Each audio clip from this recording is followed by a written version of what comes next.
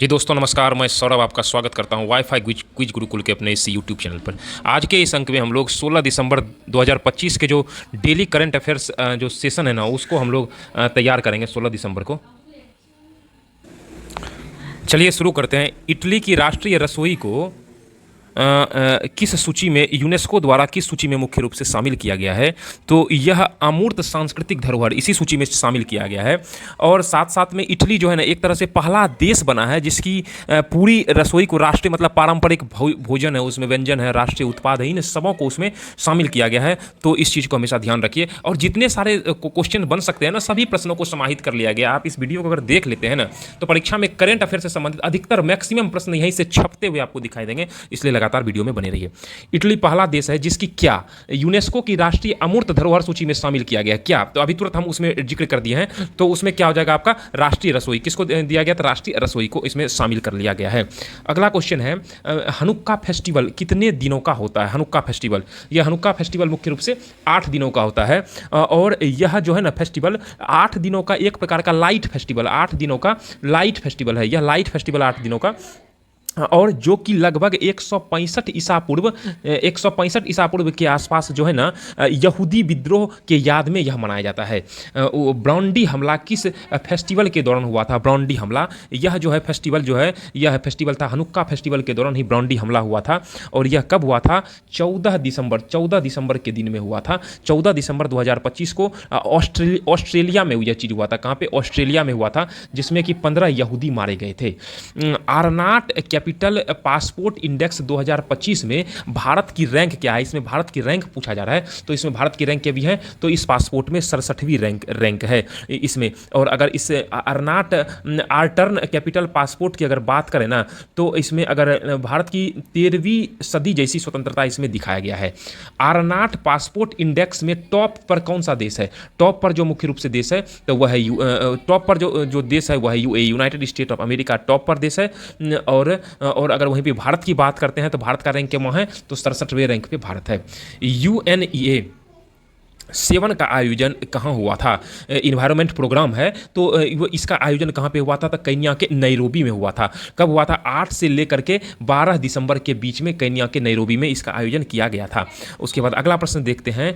Squash world cup 2025 का आयोजन कहाँ आयोजित किया था? स्क्वैश वर्ल्ड कप ये चेन्नई भारत में आयोजित किया गया था, जिसमें भारत ने किसको? हांगकांग को किसने से 3-0 से भारत में हांगकांग को 3-0 से हराया था, याद रखेगा। स्क्वैश वर्ल्ड कप 2025 कप का विजेता कौन है? तो यह भारत है। कौन है इसका विजेता? तो भारत है, याद रखिएगा। अगला प्रश्न देखते हैं।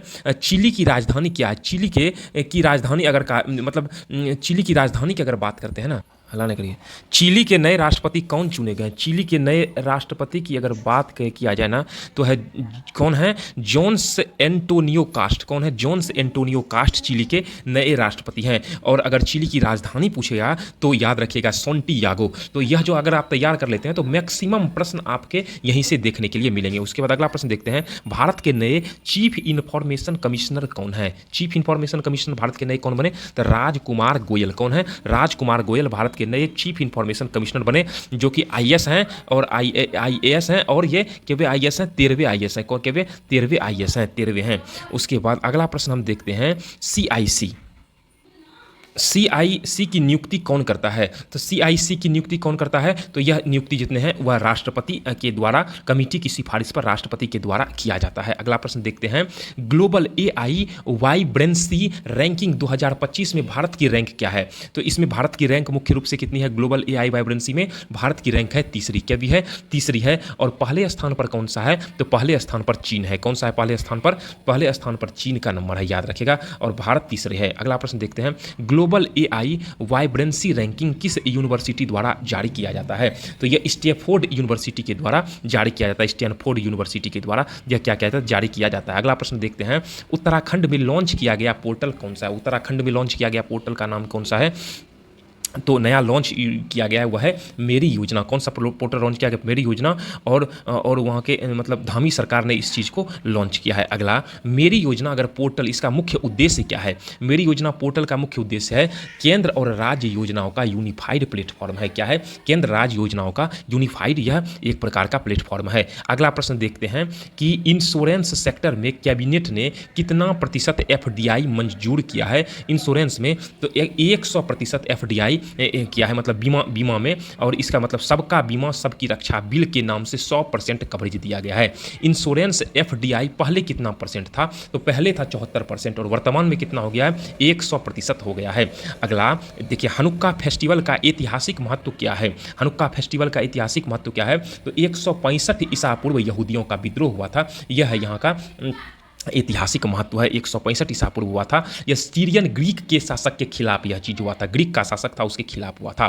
वर्ल्ड स्क्वैश फेडरेशन का हेड क्वार्टर कहाँ है?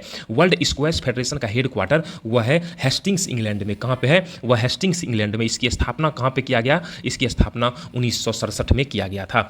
RTI एक्ट किस वर्ष पारित किया था? RTI एक्ट यह 2005 में पारित किया गया था। यह मतलब अपीलों के लिए पारित किया जाता है RTI, राइट टू इन्फॉर्मेशन, 2005 में। UN, यूनाइटेड नेशन एनवायरमेंटल जो प्रोग्राम वगैरह जो है ना, तो UNEA ना UNEP होता है, याद रखिए, यूनाइटेड नेशन इंटरनेशनल प्रोग्राम। तो इसका जो है मुख्य रूप से हेडक्वार्टर कहाँ है? नैरोबी में है, नैरोबी। अगला, Arton Capital passport index, Arton Capital passport index किस वर्ष से जारी किया था? यह मुख्य रूप से जो जारी किया गया है 2014 से यह चीज़ जारी किया गया था। और इस प्रकार यह जो है आज के सेशन का मतलब आज जो आपका 16 दिसंबर डेली करंट अफेयर सीरीज जो स्टार्ट किया गया है इसको कंप्लीट कर लिया गया है। और इस तरीके से आप लोग लगातार वीडियो पर बने रहिए, वीडियो को चैनल पे बने रहिए, वीडियो को देखिए। वीडियो अच्छा लगता है अगर कंटेंट हम यहाँ पे, तो उसको शेयर करिए ताकि हम भी आपके लिए बेहतर से बेहतरीन कंटेंट रेगुलर बेस पर हमेशा उपलब्ध कराते रहें। चलिए मिलते हैं अगले अंक में 17 दिसंबर के सीरीज में, तब तक के लिए धन्यवाद।